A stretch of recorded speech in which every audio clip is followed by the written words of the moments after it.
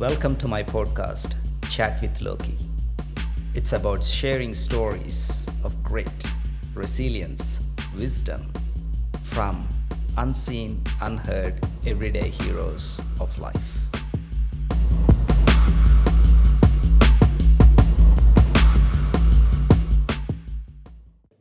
So I totally agree that humanity comes first and then the rest follows. Well, there's no one better than another. Why? No one. But the racism against Arabs has allowed this to happen. That's my opinion. It's years of Hollywood, especially, planting these ideas in people's minds that we're lesser, that we're dirty, it's been acknowledged across. Yeah. It's been acknowledged. Well, I'm saying those days are being challenged. You know that idea. 2025, they have done something. Stats for media, what they show, based on number of deaths, cause of deaths.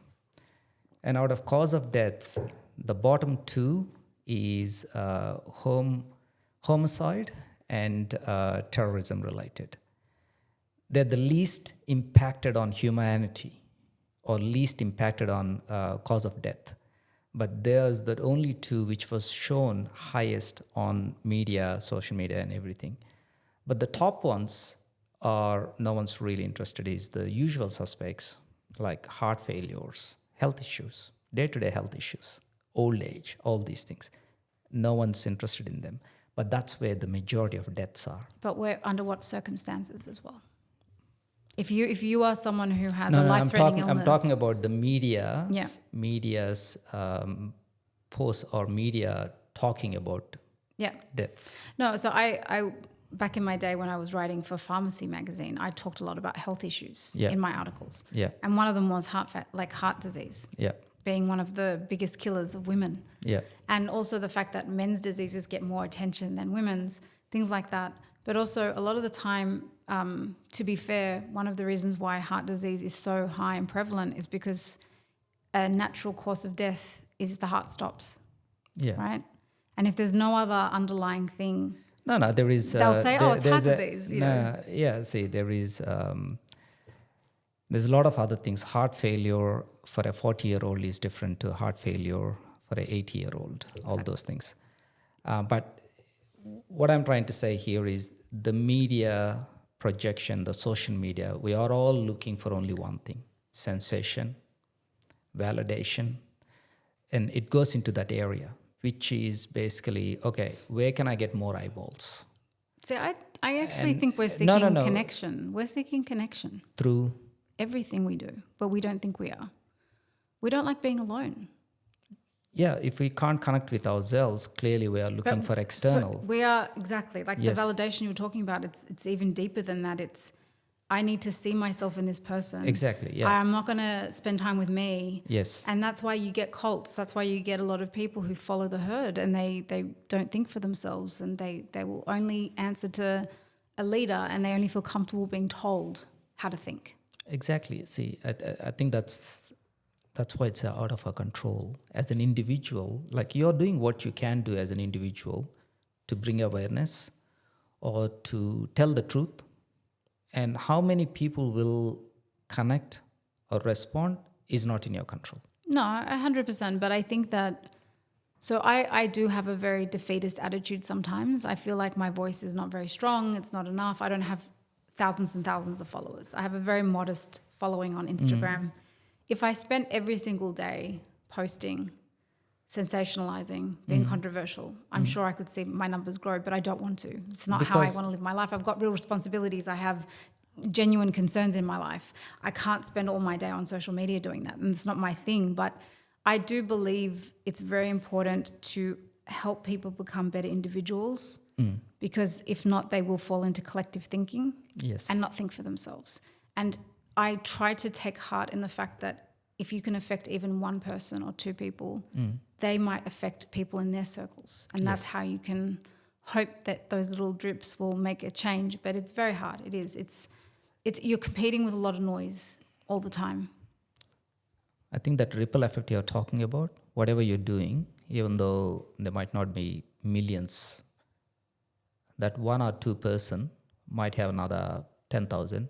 Who knows? We don't know. You can absolutely change a person's life. You can. Exactly. I think the key aspect here is not the numbers, not all these other things, comparing it with others, but what you're doing, you're true to yourself, and you're actually doing something you're passionate about.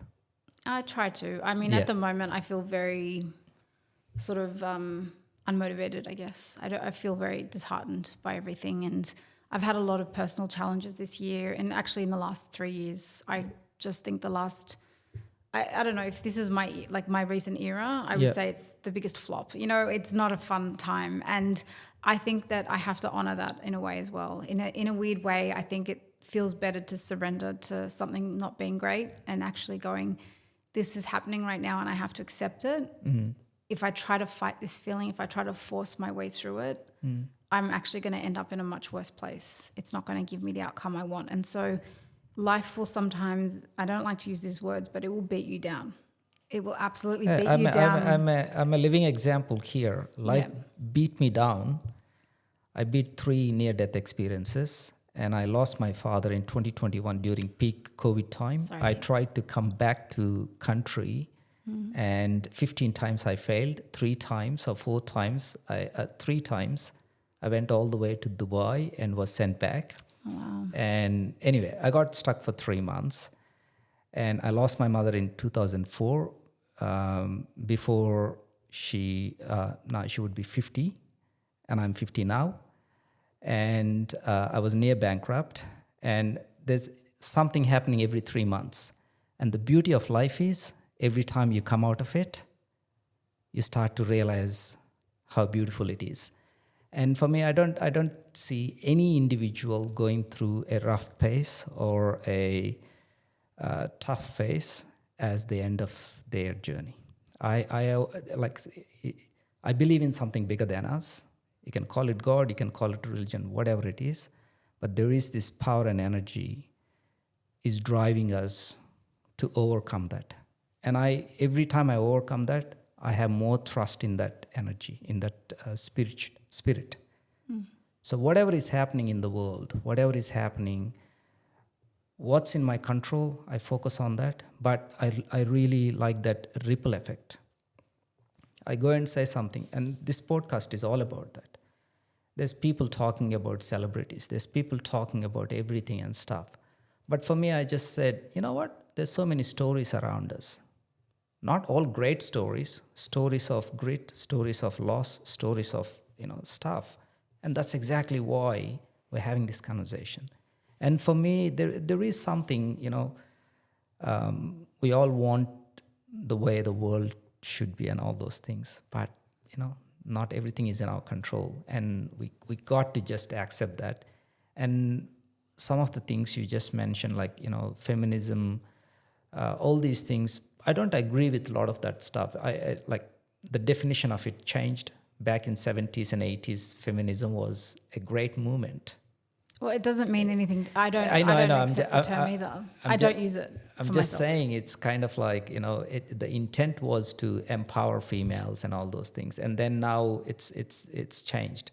The wokeism has taken control of a lot of things. Well, no, I think a better way of putting it, if you don't mind me saying, is that things get weaponized. Weaponized, yes. Yeah. And when something is weaponized, it's lost. That's it. It loses its power because and this is the problem with activism as well, that it's essential, but it can often weaponize something and then actually destroy the thing it wants to protect. Yes. And so I think that, yes, we can say like, oh, well, I can only focus on what I can control, like whatever, that's fine.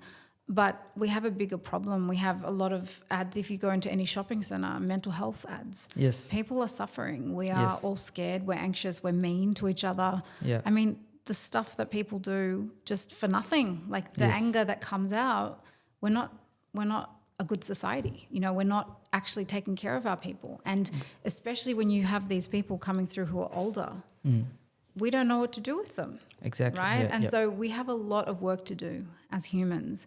But can we somehow simplify that? So for me, the worst thing you can do to a person is to take their life. Yeah. There's nothing beyond that. You could hurt someone, you can inflict pain on them, you can say things about them. There's a lot of things you can do to people, and they're not great. Yeah. But if you take their life, it's over. That's the end of the story, right? Yeah, Unless somehow there is a legacy that lives on, even then that person will never be here again. And that is, to me, the tragedy, right? So I think it's a luxury for me to talk about nothing's that bad and I have to work on my control when there's a kid in Gaza or in Ukraine or in Sudan or anywhere, and not even just a kid, any person could wake up not knowing if they're going to be alive because of a conflict that is beyond their control or an injustice. I don't know how to be okay with that. And so for me, my big challenge, I guess, in this next phase of my life is, how do I affect any kind of people or person or then effect change as a result of it? Because my experience has shown me that, I don't like to say I'm ahead of things, but I'm thinking about things that nobody else is thinking about. That's great. And but it means that nobody pays attention when I say it. And then years later, other people will come in and do it. And like, this is great, wonderful. Why didn't we think about this? And it's like, well, I wrote it 10 years ago, And so for me, it's like I don't intentionally be the first person to do something, but quite often I am, because we are so underrepresented as Arab women that a lot of what I've done is just, it hasn't been done by a lot of people. And unfortunately, it's still very hard to get people to care. So what do you mean by Arab woman? What's we're not heroines in literature. We're always side characters. We are always the sister of a terrorist or the mother of a terrorist in television. We're not our own characters. Like the two main shows in the US that feature Arab characters are literally men, Rami and Mo, and I love them. They're both great, talented actors, and I applaud it and I support them, and I 100% want to see them succeed. But we haven't seen the female Arab woman yet. We haven't. In Rami, he does give a couple of episodes to his sister in the show, and she's amazing. 𝗵𝗁𝗵 plays her. But it's just this tragedy that Arab women's voices are still, like, when we try to raise them, or when we do raise them, it's still like I said, there's a gatekeeping system at play that sort of still monitors how we are seen. And, I've had feedback before. It's like, well, we would like to do that, but we're not sure about the backlash that we might get. And so I'm not trusted as an Arab female voice. Like, it's that I will put myself into jeopardy by doing something that Muslims or Arabs might not like. And that's the kind of stuff I hear all the time. And it's quite insulting, So to be it honest. seems like the resistance is within. It's not, no? This is like non-Arabs telling me that they're so afraid of backlash that they stay away from certain things. You know what I mean? Yeah, they won't. Maybe it's we created this notion of sensitivity. But you have to trust us as artists that we feel a time is right to talk about something. We will, and it's just I'm not saying that, hey, this has to happen now. I'm telling you, this is the uphill battle I face or other creatives face in my position. It's this lack of trust. It's a lack of space. It's a lack of opportunity. There are so many things we're up against. And so, we can only try and hope that when the time comes, your voice is still ringing in people's ears in the right way. There's one thing I can say is 10 years ago, few artists published books and also released some albums, music albums, and also some movies. And they became famous only in the last 6 months.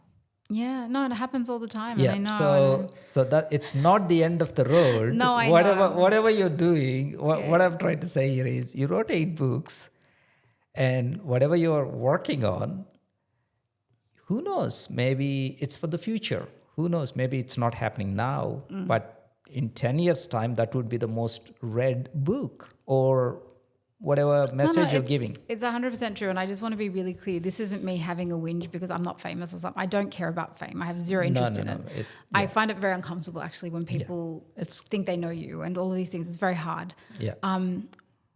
I always appreciate conversation with strangers and things like that, but I just still struggle a little bit with, I'm very private in that way.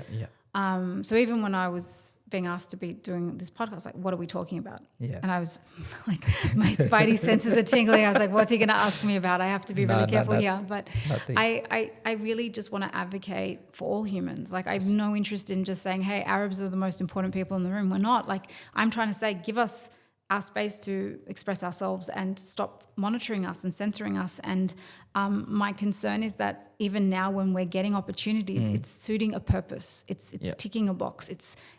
I think the future is honestly self-created content. I really believe that very strongly. I think that we're always going to have the big houses, the big production houses, the big studios and all of that. And maybe they're necessary, but wealth is what allows all of these things to happen. And they don't only exist in the studio bubble. So I think that it's really important that people take this ability that we have, this remarkable time where we have access to so much technology on our phones. Yes, yeah. And I think we should use it. And I say this as a reminder to myself, because right now I don't feel creative at all. I feel very, very downhearted, and I feel very disappointed with things. And I also think that that's a luxury I get to have. That I can just be sad and disappointed, whereas my life is not at risk in the way other people's are. But you already said there's things you're going through, so it's okay. A lot of things. So I can give you the shopping list, but I also don't want to be that person who's like, I'm going to one up your tragedy with mine. Like here's no. It's not like that. Yeah, it's we all go through in our own pace. And, sorry if I may ask, do you know like anything about tarot? Tarot decks and things yes, like that. Yes. So there's something called the major arcana in tarot, which is essentially like the big events. Yes. Right? Yeah. One of them is called the Tower. And the Tower is like one of the scariest cards. It's the tower collapsing. Tower People collapse. are falling out of it. It's on fire. Yeah. And everybody hates that card because it's like, oh, crap, something bad's going to happen. And I've managed over the years to realize that it's inevitable. The Tower moment, it's inevitable. It will happen multiple times in your life. And the beauty of the Tower has to be found. And the beauty of the Tower is that it absolutely burns away things, but it burns away that which is not real or authentic to you or your experience or what is good for you. Yes. It will absolutely shatter you, but show you what's left standing. And so I've reworded it now. I've called the last few years the collapse because I feel like in my mind, my identities have been completely flattened. Yeah. Like when you said, who are you? I was like, oh, well, I can tell you things about me, but they're not who I am. Yeah. And that's how I feel. I feel like, yes, I'm Palestinian, but it's not the story. Yeah. Yes, I'm a writer, but it's nothing. It's something I do. Yeah. And that flattening of your identity is crushing because identity is so safe. It feels great. Yes. I belong to this group. This is something I do. Yeah. This is a religion I follow. Yeah. These things are safety nets and they are wonderful. They keep you really safe until they don't. Yes. Until one day you test them and you realize they can't keep holding you up. And so in a way, I guess I invite and accept that collapse, but it's also heartbreaking and it tears away at everything. And you have to rebuild and figure out what is real and what isn't. And then hopefully you do have those things. There are things, there has to be something in your life. Yes. Multiple things that matter and will stay standing. But what a horrible thing to go through, right? It's horrible. And it's painful. It's you have to have the tools to get through it, I guess is what I'm saying. Yes. Yeah. And the right people. Totally and the right agree. situations. And I think that if I give myself credit for anything, it's eventually getting out of my own way. Yeah. Eventually I can still my mind long enough to go, you already know you're not meant to do anything right now. You're meant to sit back and just do where you're needed, like do the things where you're needed. So right now I am very much a carer, and that's what my role is in life. That's how I see it. And anything else around that is interference. With your father? Yeah, but my husband also had cancer this year, so like it wasn't a fun year. It's not a fun year.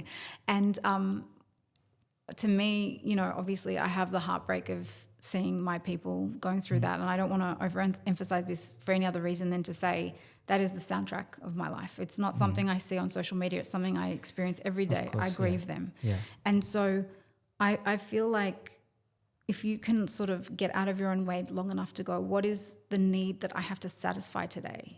Not even this week, but today. What is today's job?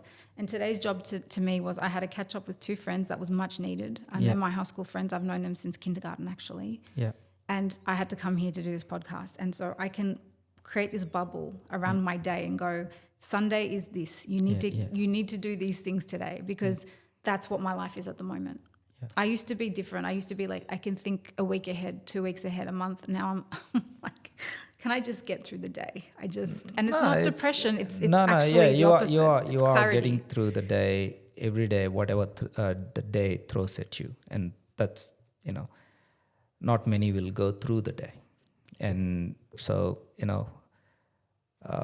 caring, it humbled me. So going from Sydney at the last stages of my father, kidney issues. Yeah, my father has that too, yeah. And they said kidney failure, so has to go through dialysis and the usuals. And my dad was thinking he has 5 years. And I was also thinking, oh, okay, yeah, I can do this, come back.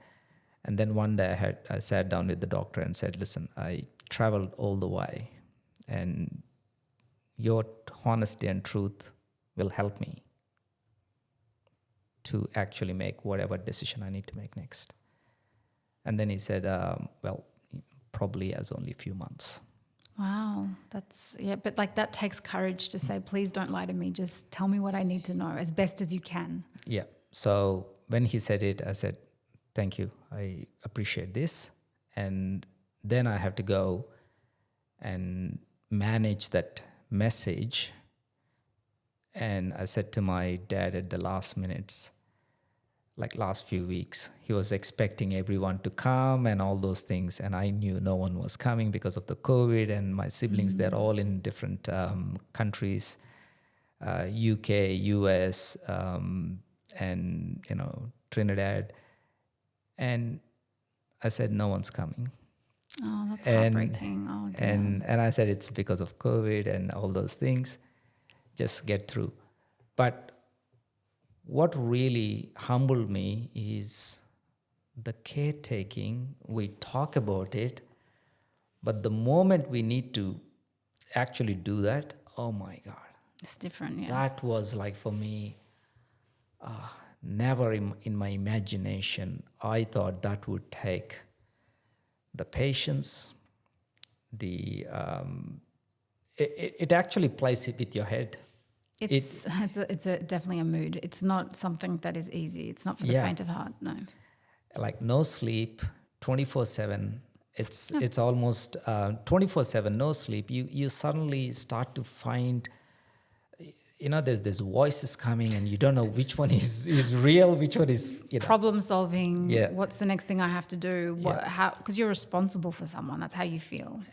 And one thing I realized is, I think it was 4.5 or 5.5 hours difference. I started posting one post, my midnight there, which is I think 6:30 or 7:30 a.m. here, before everyone's going to work. I started posting about caring, because slowly I started appreciating it. And then suddenly, there's 5,000 new connections happened. Because until that time, I was posting something which is not real, authentic. It's for you, not for anyone else. Yeah. And suddenly when I started sharing it, oh my God, okay. And then and suddenly now I got comfortable in sharing things. So I could only imagine what you're going through, not one person, but two. And my mother died of cancer. Yeah, I'm sorry to hear that. Okay. So it's not easy to go through these things. And people always think or imagine, but it's the individual experience. Thing is as well, you're also going through things as an individual. So I have my own health issues that I deal with, which I don't publicly talk about, because I don't want that to be my identity. You know what I mean? So there are things that people have invisible conditions, at least partly invisible, unless they know what you're going through. But you sort of sit there and you start to triage your problems. Yeah. So you go, okay, so there are 3 very serious situations right now. Yeah. But which one is like code red? Which one is the most important thing that I have to focus on today? Yes. And unfortunately, what starts to happen is that you can almost take away the relevance of anything else that still needs attention and still needs care. And, you know, I'm lucky my husband's very self-sufficient. He wasn't completely reliant on me, but definitely I would not wish it upon anyone what we went through. Seeing someone you love going through that kind of thing is devastating, and it changes you forever. It really does. But the thing I will say, I'm not being dramatic here. You just get on with it. You really don't have time to indulge your heartache and your sadness. It sneaks up on you later. So actually, like, there's this resilience in you that switches on and goes, hey, I don't need to make this about me. I'm not the one undergoing radiation now. So I'm going to be strong and just support in any way I can. Be there, But later on, when you're all by yourself, like you said, the voices come and you're like, wow, you just watched this happen to this person who you care about or you love or whatever. And it's a lot. It is. And so I think that it's important to sort of acknowledge that sometimes you don't have the luxury of indulgence. Like, this is partly why I don't talk about stuff on social media, because then it becomes almost like a gimmick. Like, this is my thing. And I don't mean that's what you, like, what I mean by that is like, I'm not going to get any comfort from it. No, you're not going to pretend. I'm not going to pretend. I don't want it to, especially because I am somewhat established as a writer. Yes. It's almost like I'm very averse to doing anything that looks like I'm trying to make that. Like, I could have, trust me, there are things that have happened that I could have made that the story, and I don't want to. You're being authentic. You're not pretending or influencing in a fake way. I can't do it, And that's why there will also be backlash. And sometimes the backlash will come from the people who might know you. Yeah, I've been there too. So it's but is there a message, if there is someone going through right now of caring for an elderly, or heard the news of something, severe health, is there a message? Is there something you can say to them? I would just say, don't make it about you if possible. Whatever emotional reaction you have to that is relevant and important, and it's going to inform how you help that person. So instead of going, oh my God, I'm so sad and this is horrible and I'm going to cry about it and all this sort of stuff, you go, this is really sad and I don't want this person, A, to suffer, B, to end, for their life to go to an end right now, or whatever it is that, depending on the situation, honor what they're going through. And honor the potentials for them. So it's not about, like, for me, in all honesty, my husband's diagnosis was pretty bad, right? And so in that moment, I didn't have time to go, hey, this isn't fair, and oh my God, I'm going to save you. It was like, okay, how do I minimize this into this, like, I'll use the word bubble again, so that we can deal with what we can deal with right now. Like, what's the next step? So the first step is like diagnosis. The next step is treatment. So that's how I did it. So be practical. Be like I just feel like honor like the stage they're at. Like you said with your father, just be honest with me. You don't want to prolong your father's suffering, right? So you're like, tell me honestly, like, does he have a good prognosis? He's saying no. I don't know if that ended up being exactly right. Did he pass within a few months? And he passed away within 2 weeks. Wow. Okay. So that's really hard. And so, like, if you had made that all about you and your grief and everybody has to be here and all sort of stuff, instead you said to your dad, honestly, no one's coming, but I'm here, right? That is beautiful. Like, it's the simplest things that you can do for a person. And then the other thing I would say is try to find beauty in anything. Like, this is going to sound silly, but if you love jewelry, wear your best jewelry. If you care about, like, skincare, I can tell you when I was going through a really rough time this year at one point, because one of the things I do is I do a lot of aerial stuff, like hammock, work. It's important for my health, but also for my well-being in general. And so that was like my only social interaction. And they saw the change, because I went from, like, always wearing eyeliner, always looking well presented, to, like, coming in hair's not brushed, no eyeliner. They're like, one of my friends at one point just said, you can still take time to do your face. And I'm like, do I look that bad? And it wasn't that. It was that she knew that's not who you are. Like, you're obviously neglecting yourself. And it got to that point where I just didn't give a crap. I was like, I have no interest in putting on eye. Like, I was in such a dark place that I know it sounds stupid, but these little things are clues as to how you are feeling. Yeah. When you stop doing the things that give you joy or the things that you love doing because it's just part of your routine, they're nuggets of information that you need to pay attention to and say, okay, all right, I'm not feeling great right now. Yeah. How do I address this? And I don't have to feel great, but how can I feel better? I like what you just said. If you love jewelry, and it's okay to go and buy a piece of jewelry, 100%. Because I've witnessed this recently. Someone close to me wasn't feeling great, but she loves jewelry so much. And what she does, she goes and gets a best piece of some bracelet, and it's her way of getting through. It's her whatever. way of connecting to herself again. Exactly. And that's why I would say it, because in the past, my instinct would be, don't buy stuff. Like, that's not going to make you feel better. Yes. I actually don't agree with that now. I think that if you're buying something that has meaning for you. Yes. I don't mean buying a big screen TV just for the sake of it, or when people are like rolling in money, they feel bad, they'll go buy a Rolex. Like, that's not what I'm talking about.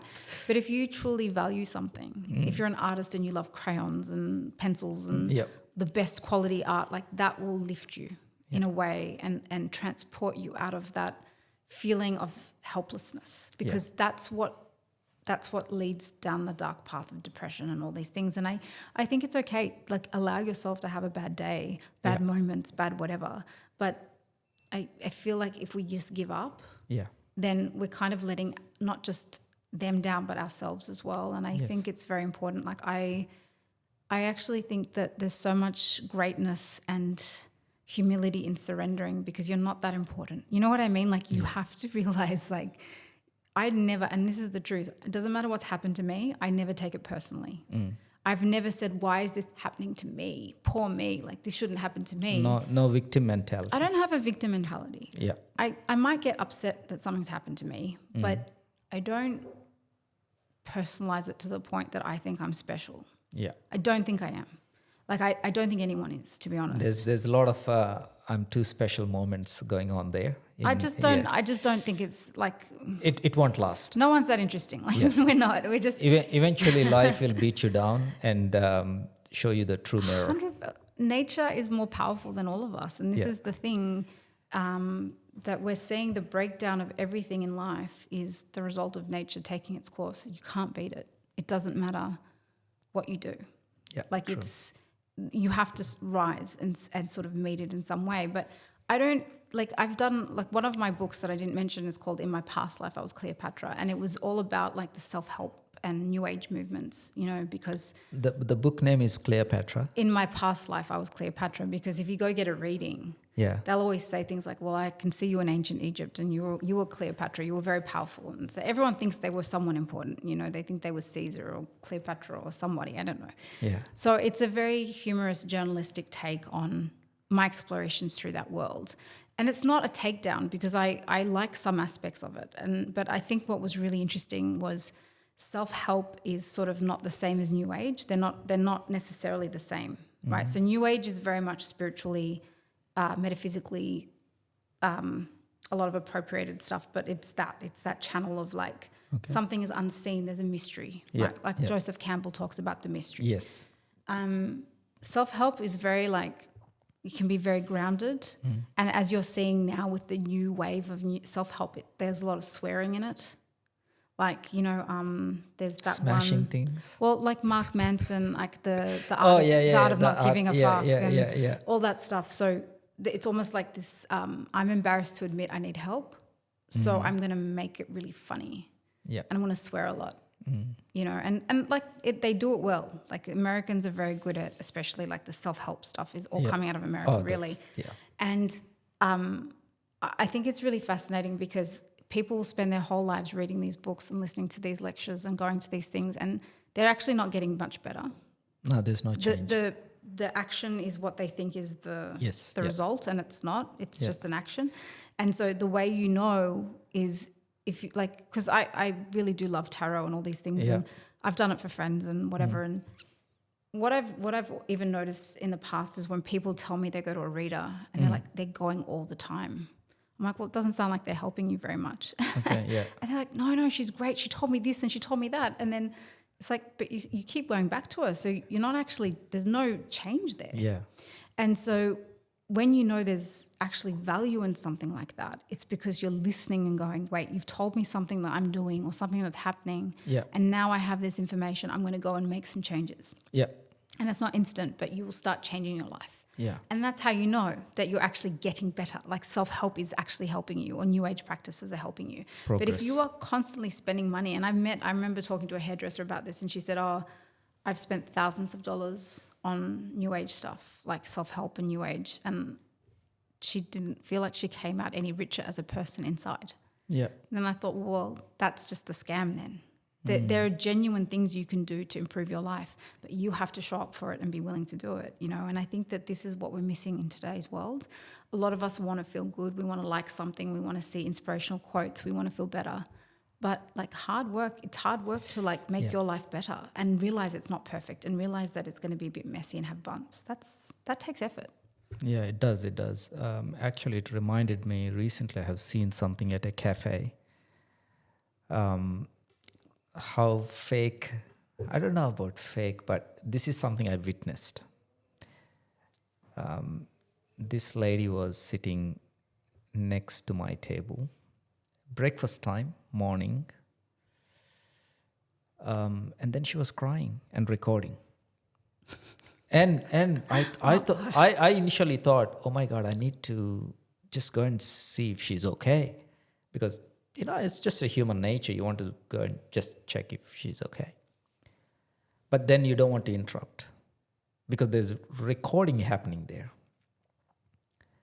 And then, okay, just waited. And then the recording finished. And then she watched the recording. She's not happy the way she was crying. So I recorded again. So the third take, she was happy, I think. So she cried 3 times to record the perfect crying. I don't know what she was crying, but she was talking some different language, so I couldn't understand the message there. I don't understand that because it's the moment you did the second time, it's gone. It's no longer authentic. It's a performance. So in that performance, if you expect something pure to come, it won't. And it really happened last month. That's why it's so fresh in my... But like you see it on like the TikTok, the good deeds.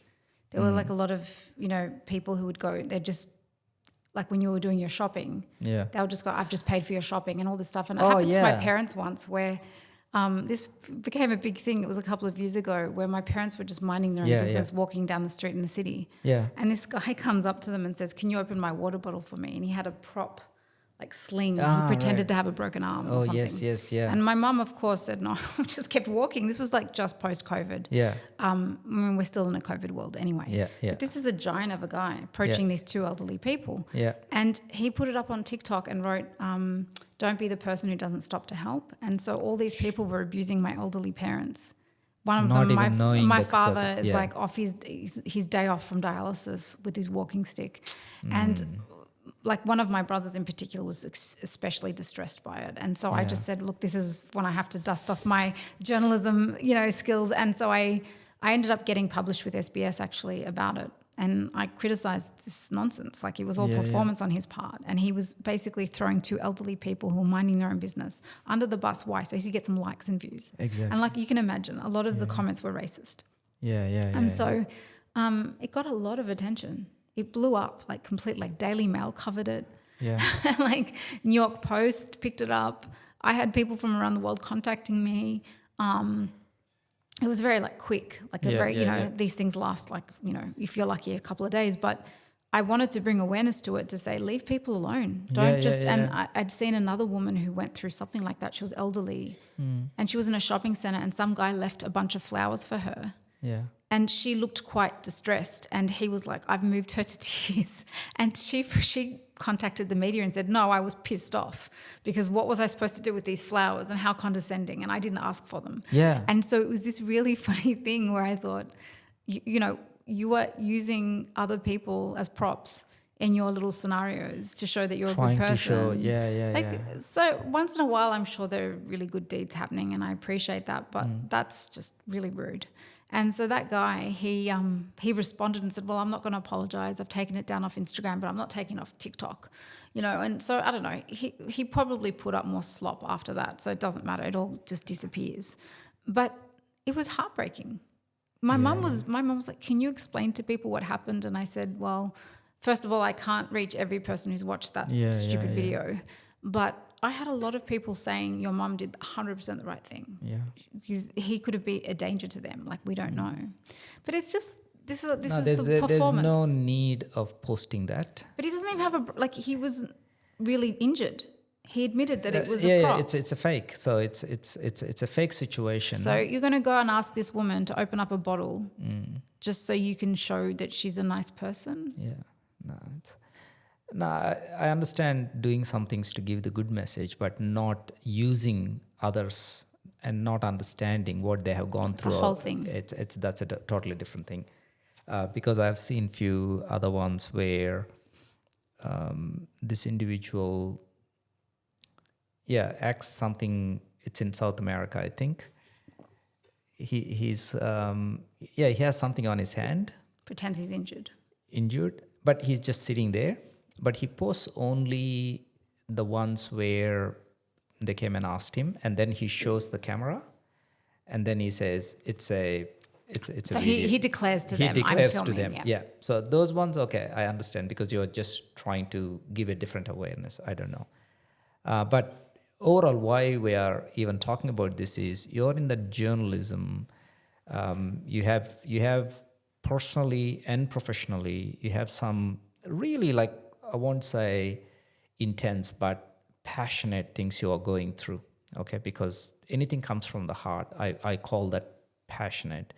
And you're trying your best to stay authentic and to help wherever you can. While doing all these things, you're creative. Yeah. Don't become a creative. It's the worst, honestly. Yes, it's yes. the worst. It's. I honestly wish I had just stayed with law and just, played it safe. I can't tell you how many times I just wish I had just. Yeah, lawyers can make a lot of money. It's not about the money. It's about just a sense of purpose and stability. And I think that it's very hard to keep holding on to that as a creative when it's such an unstable path. Anybody who is in that can tell you even the most successful people will never feel secure. I think the success rate of creatives, I think, is less than 1%. Yeah, no, I believe that. It's the least of any other career. And I think one time my daughter said she wants to become a director after watching Pirates of Caribbean or whatever it is. And I said to her, what's the success rate and what's the struggles and all those things you got to go through.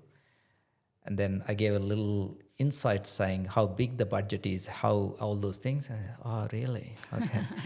I said, before it comes to the screen, there is a lot. Big. I would say the one thing I will say in defense, though, is I don't think creativity is irrelevant. I think it's important to be realistic about it as a professional pathway. Yeah. So let me be clear that I think creativity saves our lives. It does. Legitimately. It does. I honestly, hand on heart, believe that without creativity, we would all just be shrinking into nothing. It would be... Otherwise, it will be robots. No, we are creating in every moment. And it's very important that you find meaningful creativity in your life. I think it's essential. So I don't want to sort of suggest that I'm critical of creativity. It's more that, is there a way for you to have some sort of, I don't know if safe is the right word because we're never safe, but something that is a bit more of a solid foundation. And then your creativity is this beautiful thing you can have that doesn't create misery, because when it becomes the pathway, it becomes like a frustration. It becomes like this noose around your neck where you feel like at any minute it's just all like, it's just a horrible feeling. And I have ticked off so many goals and it never felt as good as I thought it would.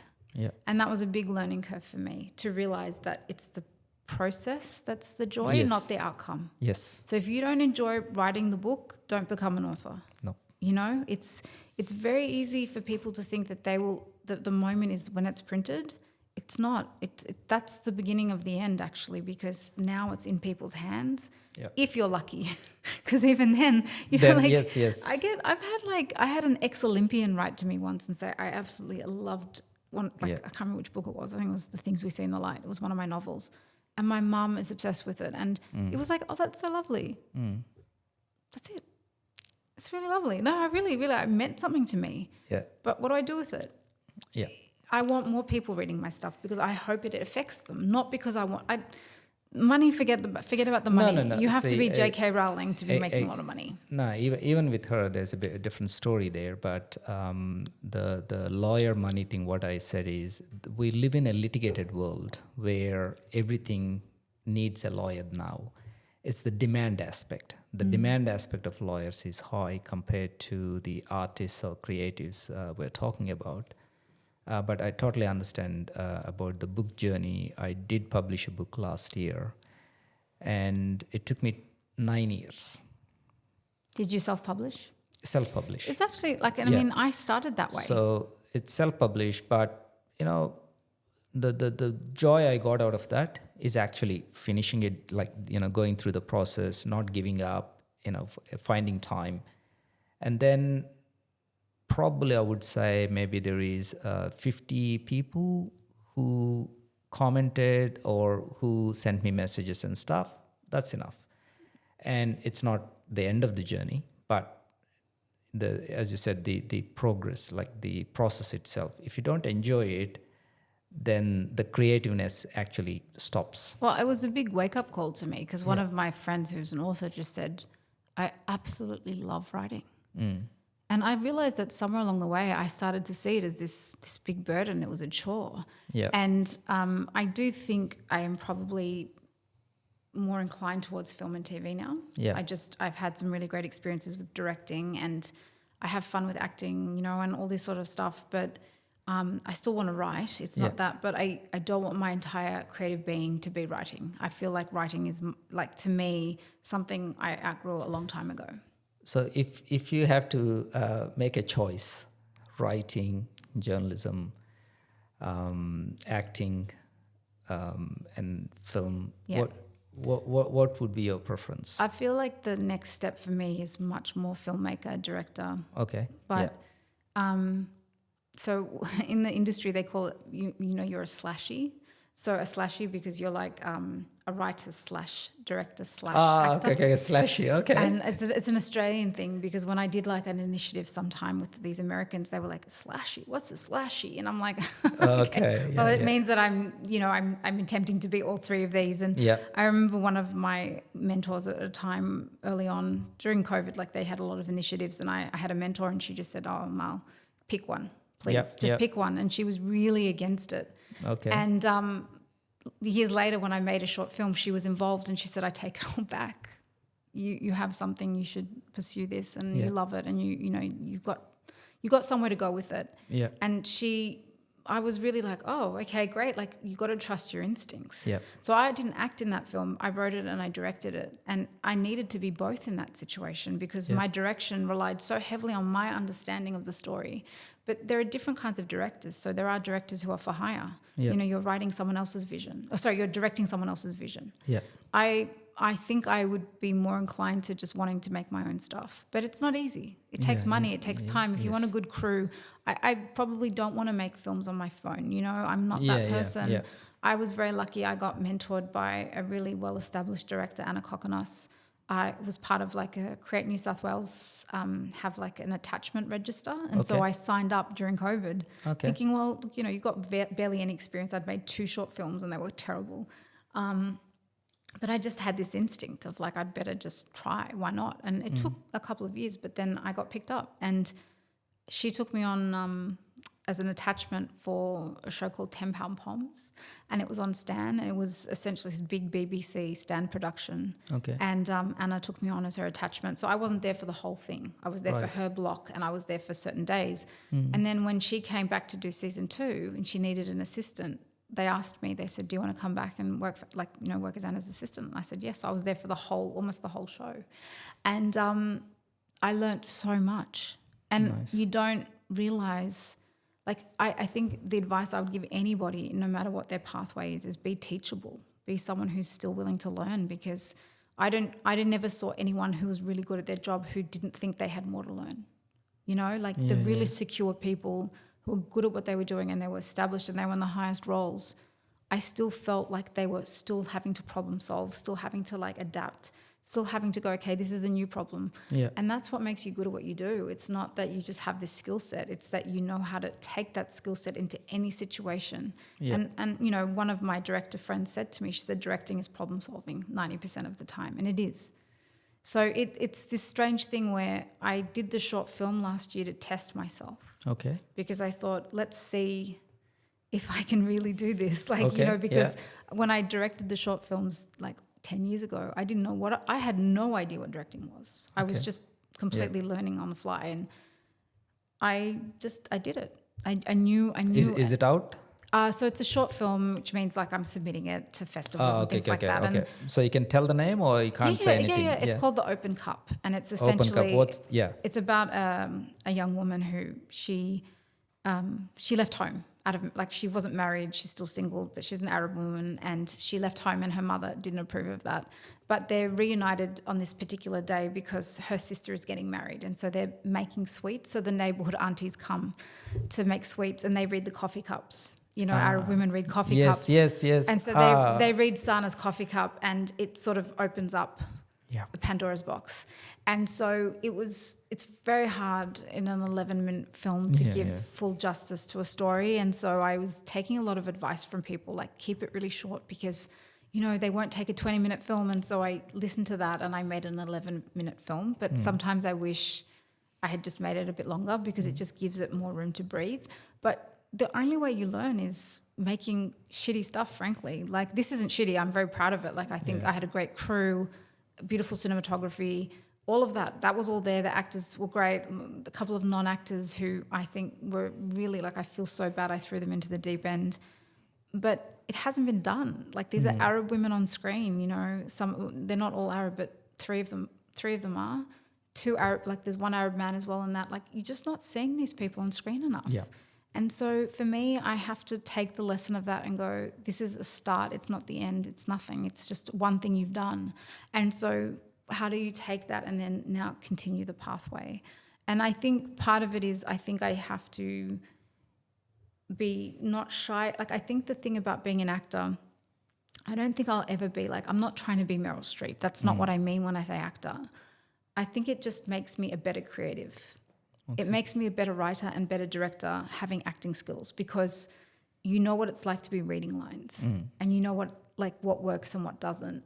But also you have great empathy for your actors, because you know what it's like to be vulnerable and be put, a whole crew is staring at you. Of course, yeah. Like, it's very hard.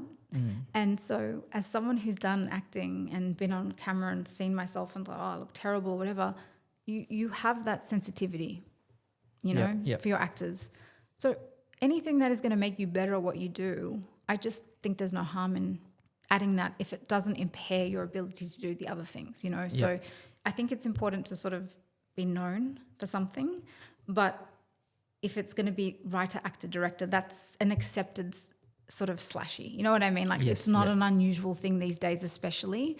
A lot of people making their way in the industry because they're in front of the camera and behind it and all of these things. So you have to sort of be brave, I guess, and just pick it. And there are some directors who are absolutely like, I would never want to be on camera, and I also don't think anyone should. They should just direct.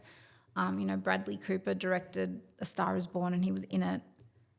He didn't get nominated for a Best Director Oscar. I think Lady Gaga got Best Actress Yeah, nomination. But it's interesting because his response to that was, "Oh, I failed my actors, or I failed in the film, and I didn't deliver the film," and you can tell it hurt him. And it's like, well, I wonder if he had gotten somebody else, if he would have gotten the Best Director nod. You know, because its direction is so consuming. Yes, yeah. So, you know, it's a hard one to do both. Yeah, that's a completely another conversation. I need another hour. Yeah, no, So- I know. I'm going to run out of juice in a second. I've got my limits. No, it's there's so many aspects here, but I'm just also trying to summarize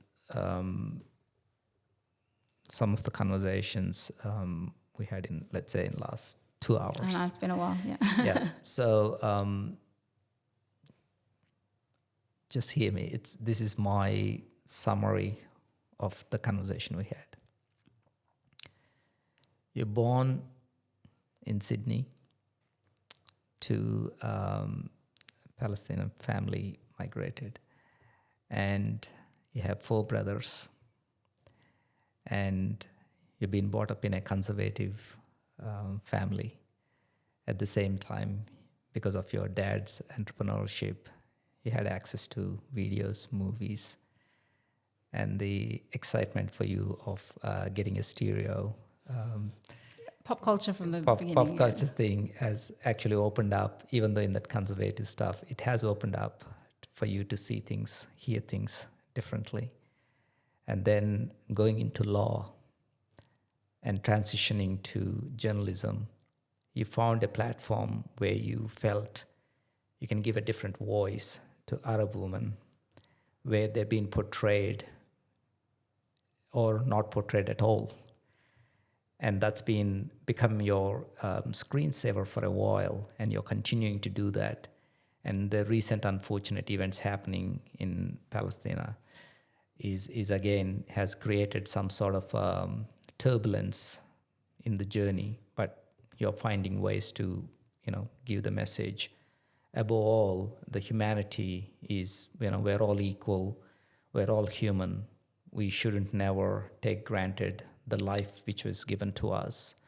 And on top of that, doesn't matter how many challenges, whether it's professional or personally taking, care of the loved ones, or hearing the health issues which we haven't anticipated, and suddenly we need to get through that. Instead of just focusing on what's going on in our heads, we need to just practically deal with things day by day, not week by week, month by month, especially when those things happen. And above all, going through this, trying to be authentic and not pretending, not being fake, and still looking forward to keep creating is what I hear your story today. And all these things seem maybe so personal, some of them, so open the other ones. You had meet a lot of people, you've been in the limelight. You actually, the video you're talking about your parents, that actually summarizes the strength and the spirit you have in you. Someone tried to take advantage of the vulnerable situation your parents were, and then you didn't give up. You used your journalism, you used your law, you used your connections, whatever it is. You said, this is not right. And that's who you are. And that's the spirit you're carrying. And that's the reason you are our everyday hero. And thank you for coming. And thank you for sharing all the things you shared. Not, everything, what you're going through. And some of the things you mentioned, I wish all the best. And the other things, I wish you all the peace.